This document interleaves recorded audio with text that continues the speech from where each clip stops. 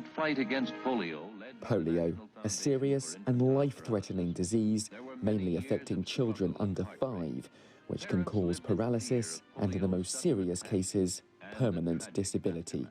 It was largely eradicated from the US by vaccinations that began in the 1950s.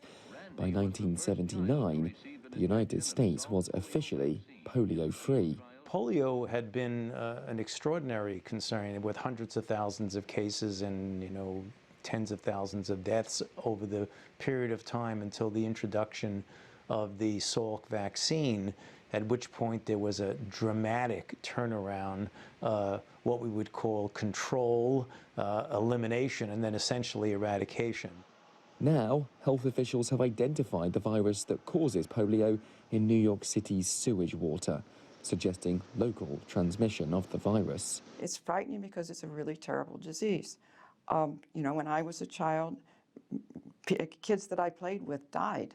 They would get, lifetime paralysis, adults as well. So it is an incredibly frightening disease, and there's no cure. The only way to stop it is vaccination. Those warnings have prompted State Governor Kathy Hochul to announce a disaster emergency, a move that she hopes will boost immunization rates. One of the reasons it's spreading right now is that the vaccination level in that area of New York is quite low. They estimate it's about 65% when it should be at least 95%. That's probably a result of the COVID pandemic where people, just didn't bother to get their children vaccinated.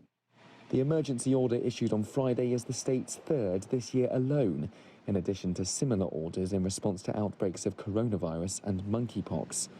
Polio is often asymptomatic, and carriers can transmit the virus even when they don't appear ill.